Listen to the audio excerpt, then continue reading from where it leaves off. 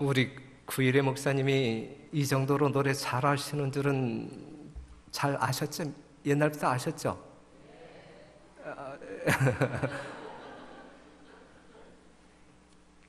저분이 이제 그 금요일 저녁 예배 때마다 이제 순서를 이제 점검하시고, 그 다음에 이제 특창자들을 섭외해가지고 이제 단에 세우는 책임을 지고 있는데, 오늘 특창하는 사람을 제대로 준비를 못했던 것 같아요. 그래서 이제 그 책임을 다하기 위하여 본인이 나오셨는데, 하나님께 큰 영광이 됐다라고 생각하십니까? 어떻게 참았을까? 우리 사회장로님이 다 같이 몇 장 부르자 하고 그냥 넘어갔으면 얼마나 집에 가서 통곡을 했을까 생각이 돼요. 또 초상이 났어요. 아시죠? 예. 안혜주 집사님의 친정 모친이 97세의 일기로 돌아가셨고, 황찬현 장로님의 장모님이 돌아가셨습니다. 몇 분이 돌아가셨어요? 한 분이 돌아가셨어요. 지금 메르스 때문에 상당히 걱정들을 많이 하고 계시죠? 오늘 그 예배 시간을 기다리면서 저는 괜하게 어떠한 걱정을 했었을 것 같아요. 이 메르스 때문에 우리 성도님들이 시험받아 교회 안 오면 어떨까? 사람들이 많이 있는 곳에 가면 또 메르스에 걸릴 위험성이 있으니까 교회 가면 안 되는데, 그리고 그냥 집에 주저앉아 있을 성도들이 있다고 하면 어쩔까 걱정했는데, 괜한 걱정이죠? 믿음 없는 목사의 걱정이라 생각이 되어집니다. 오늘 이 시간에 요한복음 5장에 있는 말씀을 보겠습니다. 요한복음 5장 2절에 있는 말씀 먼저 같이 한번 읽겠습니다. 2절에서 5절에 있는 말씀, 예루살렘의 시작. 예루살렘에 있는 양문 곁에 히브리 말로 베데스다라 하는 못이 있는데 거기 행각 5이 있고 그 안에 많은 병자, 소경, 절뚝발이, 혈기 마른 자들이 누워 물의 동함을 기다리니 이는 천사가 가끔 못에 내려와 물을 동하게 하는데 동한 후에 먼저 들어가는 자는 어떤 병에 걸렸든지 낫게 되밀어라.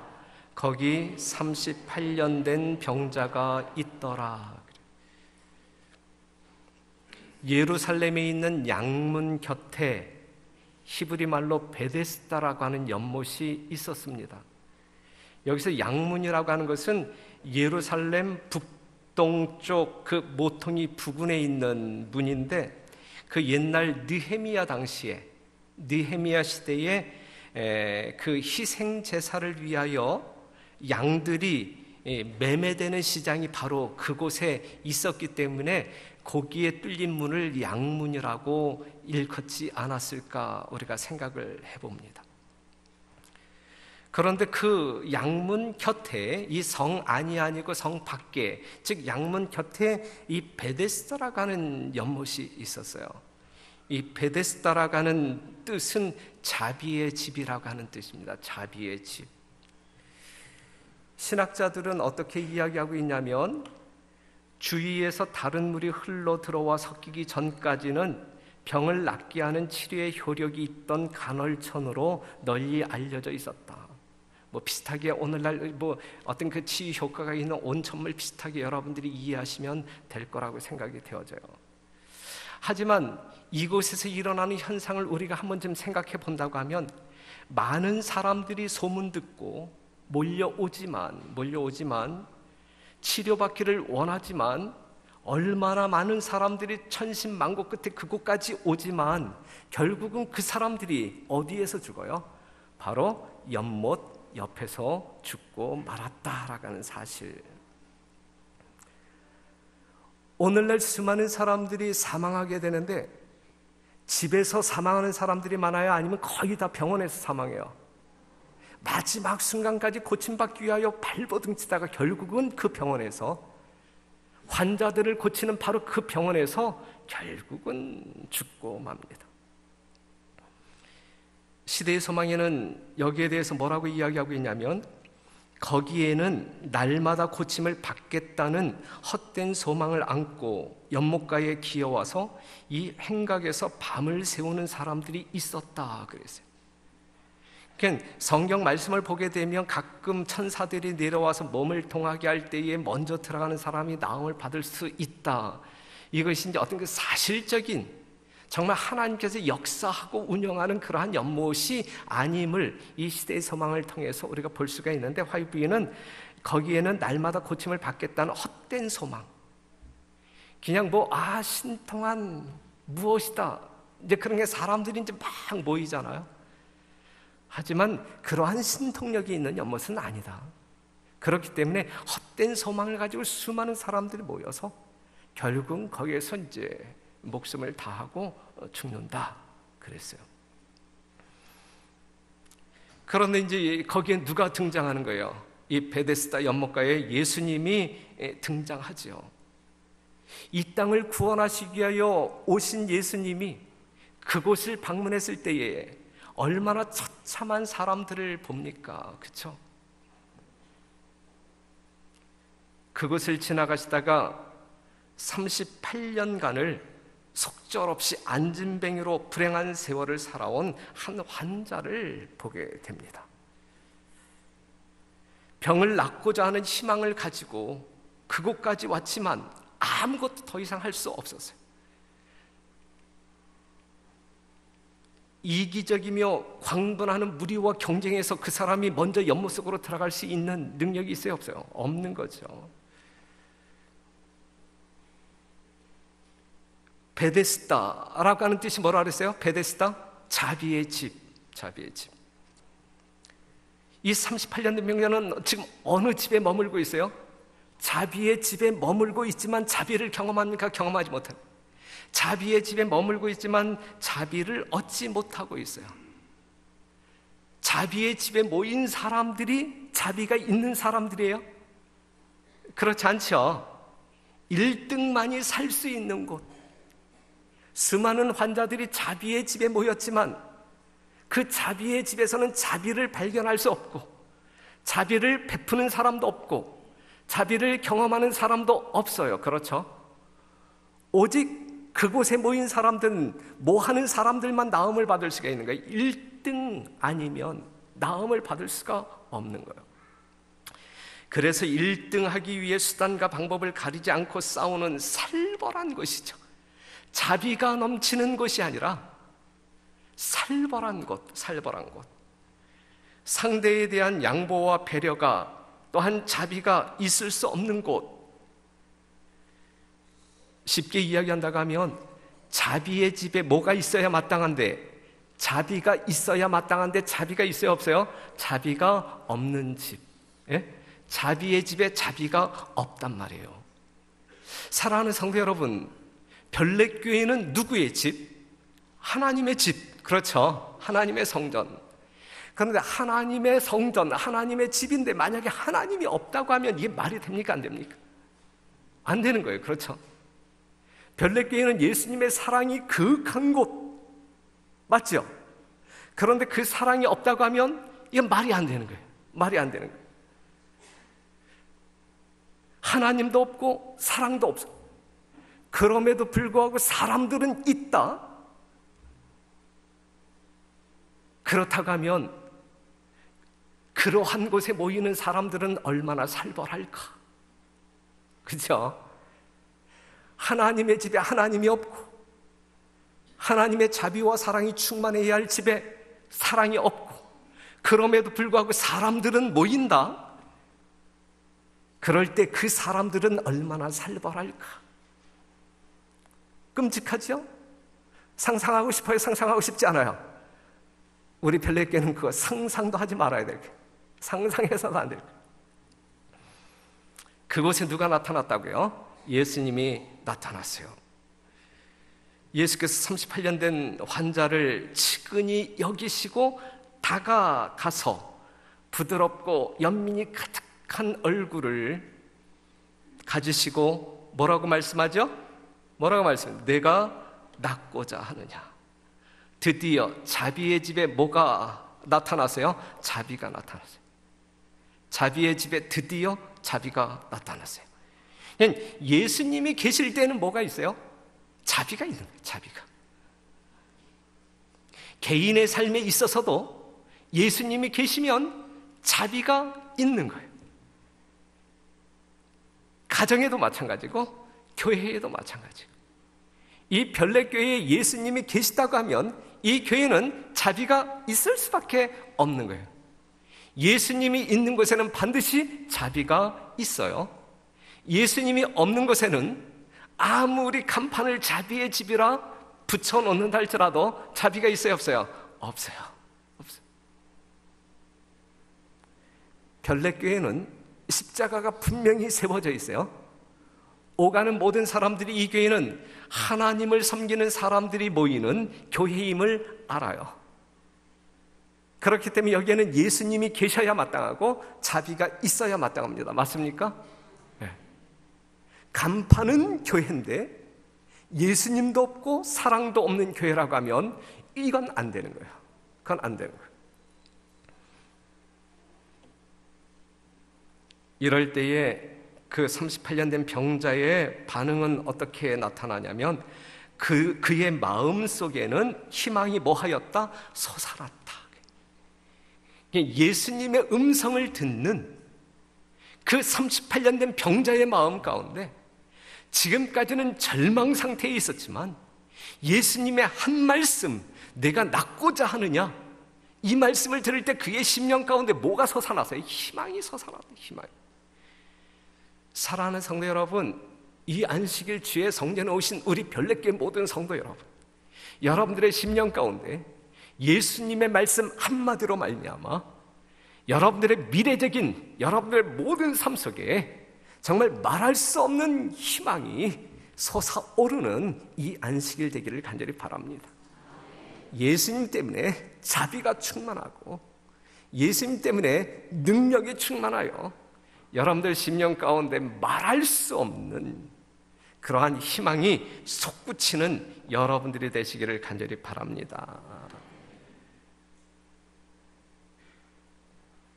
예수님께서 뭐라고 말씀하셨어요? 일어나 내 자리를 들고 걸어가라. 그 38년 된 병자는 무엇을 붙잡았어요? 그 예수님의 그 말씀을 굳게 붙잡았다. 그가 의심하지 않고 그리스도의 명령에 순종하기로 자기의 뜻을 정하였을 때 하나님의 능력의 결과는 나타났어요? 언제 나타났어요? 이 38년 된 병자가, 절망 중에 있었던 이 병자가 예수님의 한 말씀을 듣고 희망이 솟구쳤고 말씀을 굳게 붙잡았을 때, 아무 의심 없이 순종하고자 했을 때에 하나님의 말씀은 문자 그대로 성취가 되어 이루어졌죠. 이것이 말씀의 능력, 이것이 창조자의 능력. 태초에 무엇이 있었어요? 말씀이 있었어요. 말씀. 그렇기 때문에 여러분들 신앙의 전부는 무엇이어야 합니까? 말씀입니다. 우리 신앙의 전부는 말씀이어야 합니다. 말씀. 그리스도의 명령에 순종하기로 자기의 뜻을 정하였을 때 그의 모든 근육이 그의 의지에 응답하였다. 이전까지는 말이죠. 이전까지는 그의 의지와 그의 근육이 따로 놀았어요. 그의 말과 행동이 따로 놀았어요. 마음대로 그의 삶이 이루어졌어요. 그러지 않았어요.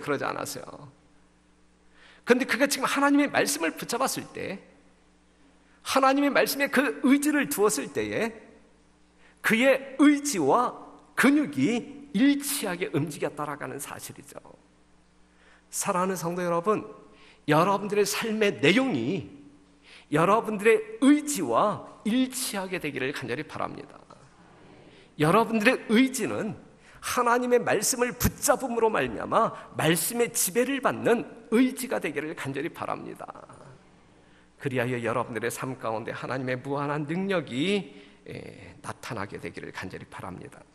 그 다음에 나와 있는 말씀이 뭐냐면, 그는 일어났고, 누워 있었던 그 38년 된 병자가 일어났고 활동적인 사람이 되었다 그랬어요.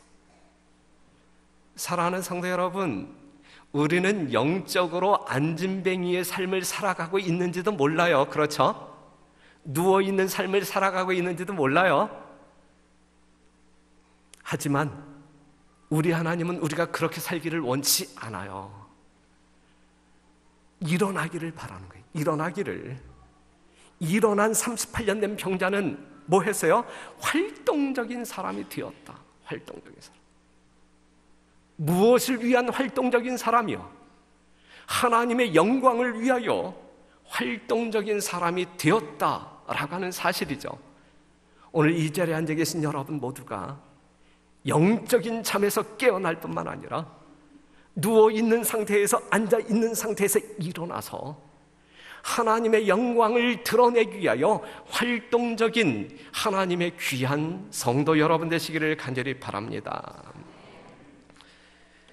우리도 같은 믿음을 통하여 영적인 치유를 받을 수 있다. 우리는 죄로 말미암아 하나님의 생명에서 단절되어 왔다. 우리의 영혼은 마비되어 있다. 그 쇠잔한 사람이 걸을 수 없었던 것과 같이 우리도 우리 스스로의 힘으로는 거룩한 생애를 살 수 없다. 낙심하고 몸부림치는 자들은 위를 쳐다보라. 위를 쳐다볼 때 여러분들을 내려다보시는 누구를 볼 수 있다는 이야기예요. 예수님의 얼굴을 반드시 보게 된다는 이야기예요. 좌우를 돌아보지 말고 위를 쳐다볼 때 우리는 반드시 누구를 만나게 돼 있어요? 하나님의 정말 자비가 가득한 예수님의 얼굴을 볼 수 있다는 이야기죠. 구주께서는 자기의 피로 사신 자들을 굽어보시고 말할 수 없는 연민과 긍휼로 내가 낫고자 하느냐고 말씀하신다. 예수께서는 그대에게, 바로 여러분에게 건강과 평안 가운데서 일어서라고 명하신다. 그대가 완쾌됐다고 느껴질 때까지 기다리지 말라. 그의 말씀을 믿으라. 그리하면 그 말씀이 이루어질 것이다. 그 말씀을 믿는 사람들에게 그 말씀이 이루어진다는 이야기예요. 우리의 삶 가운데 하나님의 말씀이 이루어지는 삶을 살아야 되는 것이거든요. 그것이 살아있는 그리스도인이라고 말할 수가 있는 것이거든요. 그러한 그리스도인을 통하여 하나님께서는 하시고 싶은 일을 하실 수 있는 것이거든요. 우리 모두가 그러한 주의 귀한 종들이 되기를 간절히 바랍니다. 그대의 의지를 그리스도의 편에 두라. 그를 섬기고자 뜻을 세우고 그 말씀에 의지하여 행동할 때에 그대는 힘을 얻을 것이다. 오랜 방종을 통하여 영육을 속박한 악한 행습과 강력한 정욕일지라도 그리스도께서는 능히 거기에서 구출하실 수 있으며 또한 구출하시기를 원하신다. 여러분들이 어떠한 상황에 있다 할지라도, 어떠한 상태에 있다 할지라도, 여러분들이 불가능하다라고 생각하는 절망 가운데 있다 할지라도 우리 주님께서는 여러분들을 위하여 어떠한 일도 가능하게 하신다라고 하는 사실이죠.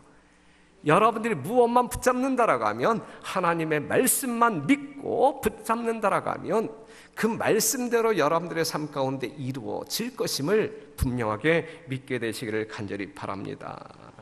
사랑하는 성도 여러분, 오늘 이 시간 이 성경 요한복음 5장에 나와 있는 이 38년 된 병자가 누구일까? 오늘 이 시대의 이 38년 된 병자는 누구일까? 여러분들은 몇 년짜리 병자일까? 저는 36년짜리 병자예요. 36년 된 병자. 제가 79년도에 신앙을 받아들였으니까. 여러분, 우리는 의지를 누구 편에 두라 그랬어요? 그리스도 편에 두라 그랬어요. 베드로가 그 빈 그물을 그리스도 편에 던졌을 때에 가득 찬 고기를 잡았어요. 그렇죠? 그렇기 때문에 우리의 믿음을 누구 편에 두라고요? 그리스도 편에 두라. 자기 편에 두지 말고, 어떤 사람 편에 두지 말고, 여러분들의 믿음을, 여러분들의 생각을, 여러분들의 의견을 누구 편에 두라? 그리스도 편에 두라. 그리할 때에 하나님의 능력을 체험하실 수 있을 것입니다. 예수님께서 38년 된 병자를 고치신 날이 어느 날이었어요? 평일이었어요? 아니면 안식일이었어요? 안식일. 그 병자가 나온 후에 자리를 들고 걸어가다가 몇 사람의 바리새인을 만났어요. 바리새인이 이 38년 된 병자, 38년 동안 누워 있었던 소문난 병자, 그 병자가 원기왕성한 모습으로 말이죠, 멀쩡한 모습으로 그 돗자리를 들고 걸어가는 그 광경을 보았을 때에 이 바리새인들의 반응은 어떠해야 마땅할까요? 예? 놀라운 일을 만난 이 바리새인들의 이 반응은 어떠해야 마땅할까요? 더더군다나 그 바리새인들은 이 고침받은 환자의 간증을 들었어요. 그 바리새인들에게 내가 나음받았다라는 사실에 대한 간증을 이야기할 때에 이 간증하는 이 38년 된 병자는 얼굴이 어땠을까? 얼마나 상기된 얼굴이었을까? 얼마나 자랑하고 싶어서 말이 그냥 막 빨리 그냥 나갔을까?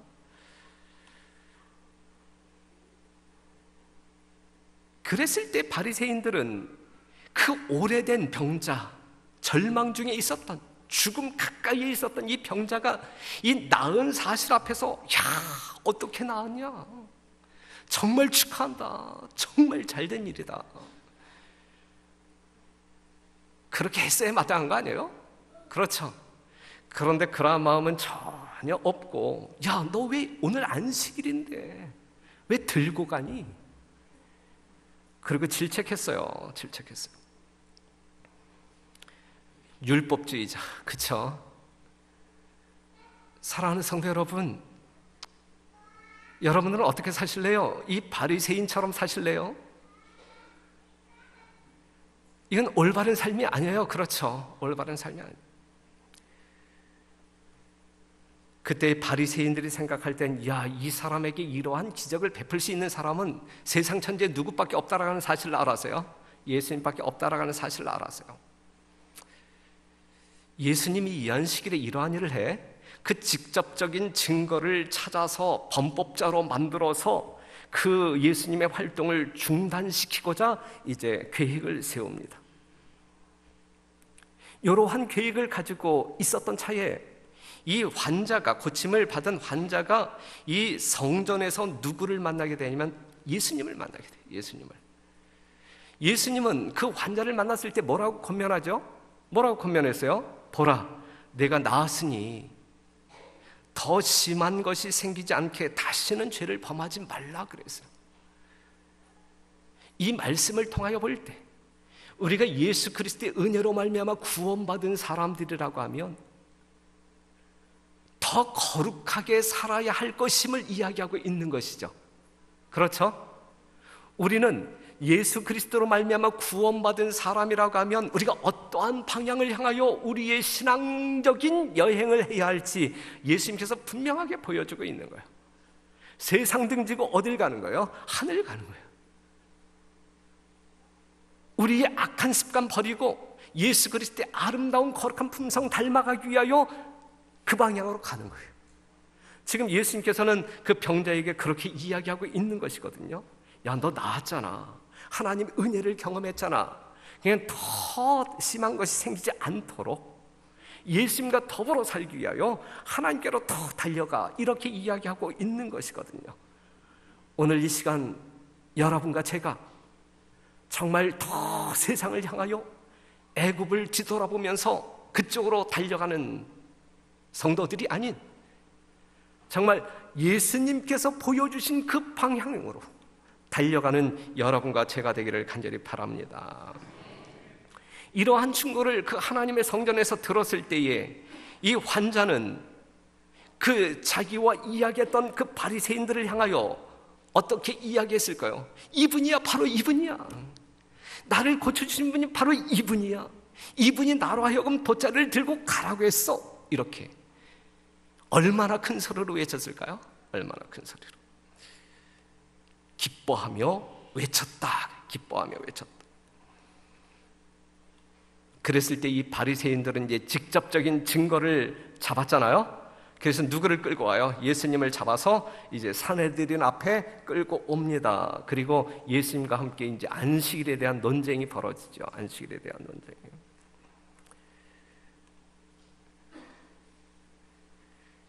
바리새인들은 어떠한 안식일을 지키고 있었어요? 하나님이 제정한 안식일을 지키고 있었어요? 아니면 자기네들이 만든 안식일을 지키고 있었어요? 날짜는 하나님께서 만드신 날짜인데 안식일을 지키는 내용과 정신은 하나님의 정신이에요? 아니면 그들이 만들어버린 굴레 속에 갇힌 그 안식일이에요? 자신들이 만든 그 굴레 속에 갇혀버린 그 안식일을 지키고 있었어요.